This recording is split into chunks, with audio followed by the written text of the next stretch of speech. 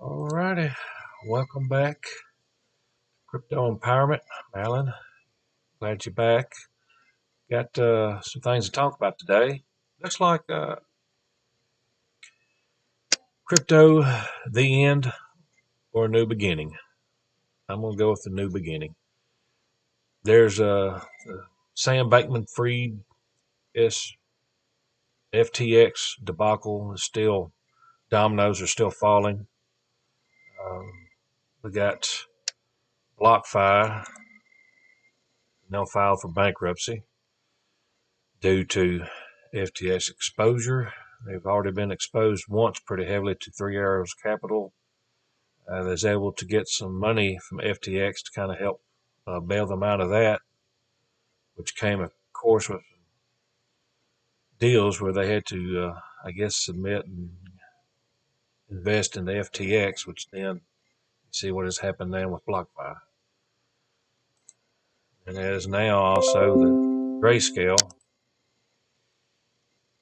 looks like they're going insolvent, and the parent company DCB seems to be uh, almost $2 billion in debt themselves. And Genesis is also owned by DCB. Looks like they're going to get just chunked to the curb and left to go into bankruptcy. DCB as well has given money to Genesis in the past. It's like about injected. They said about 575 million dollars worth. Look on in the article, but it's dominoes are falling. There's a interview Kelsey Piper of Vox has with Sam Bankman-Fried, and if you look into the interview, go through it yourselves. This man, he's a grown man. He's in his early 30s. He's not a kid. Mainstream media is portraying him as some adolescent that got carried away with some money and partied a little too much. Yeah, he partied too much, but he was a middle-aged adult.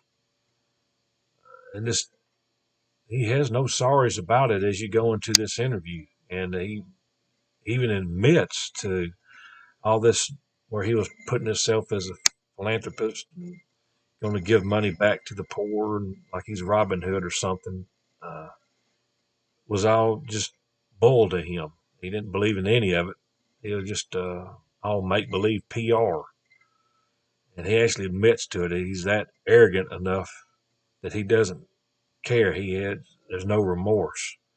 He's still down in the Bahamas. Him and his parents just partying on everybody's money that they took. So unfortunately, the crypto world is still not seeing the end of the dominoes falling from this effect. Like I said, we all need to make sure all your cryptos out of the centralized exchanges and put into DeFi wallets. Do your own research. I'm not a financial advisor. I'm just warning. This channel's for information only. My opinion is that this is not over, and we haven't seen bottom yet. There's a lot of people that get online and they'll talk about the charts and so forth, and that the indicators show that there's a buy here and a sell there, and we're pretty much at bottom. But I don't think so. There's still, to me, there's still one item left that I haven't seen dealt with yet. And that is the Tether debacle, where Tether can still bring down the crypto world even more. It's basically, they have no really a true proof of reserves on how they're basing their stable coin at a dollar value when it's not really backed by a fiat dollar physically. So there's still concerns about that. This article here talks about a DeFi financing service called 3Pool. As it goes into the article, it talks about how to watch Tether. That if you see this pool start changing its percentages, uh, either one way or the other, drastically, all of a sudden, that you can just about bet Tether's fixing to come loose and depeg from its value. And a lot of people, there's some more articles out there on the internet to discuss where once Tether begins to depeg, fall, that's going to be it. So the values are going to go down way more. It looks like here in the future. We're not out of it yet. I know Bitcoin's taking a hit now, along with the rest of crypto, which has kind of attached itself in a way to the value of Bitcoin at the moment.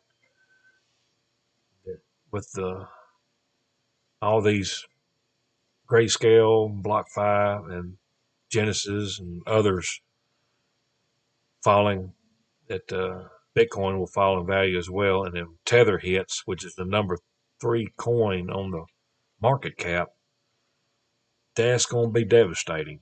There's going to be a lot of crypto that will get destroyed and will go away. This is going to be like the .com moment of the internet. So, but what will come out of this is going to be stronger. BlockFi's technology is used financial, industrial, commercial, retail, healthcare system, so forth. The technology is not going away. Just the elites, looks like they're trying to get us regular folk away from investing in it, and they'll have it all to themselves. That's why it makes me want to hold on to it more. Now, me personally, I'm just going to hold at the moment. I'm not going to buy any. I'm going to wait a little bit. It looks like I said, I think there's going to be a fire sale coming up. But you could tell that there's other groups that a lot of those that are of your centralized banking system, they're getting into crypto. Here we have Fidelity. Fidelity Crypto is going to be an app where those that are signed up with Fidelity can get on and buy Bitcoin, Ethereum, and there'll be others added later. So, small fee if you're a member or whatnot of Fidelity.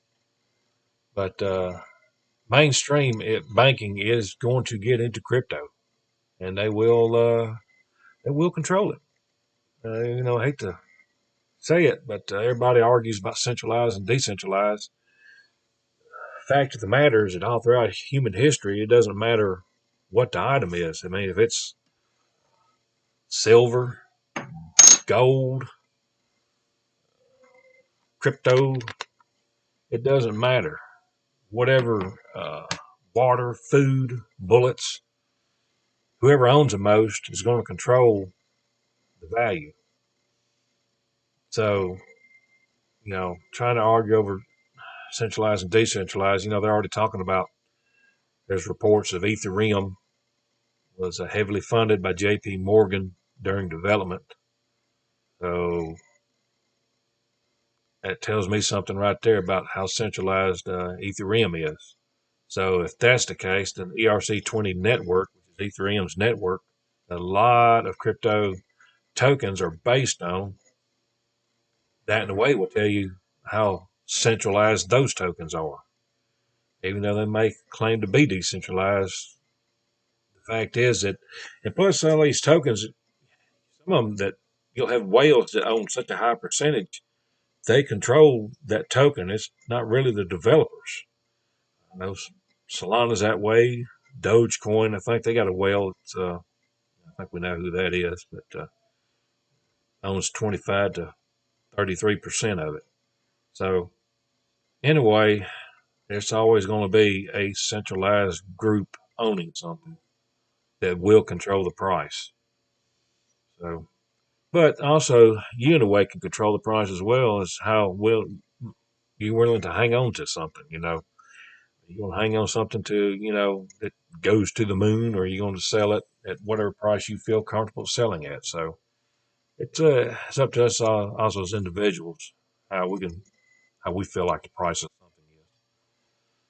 But like I said, I still feel good about the crypto world. That it is worth buying into, getting, and holding for future use.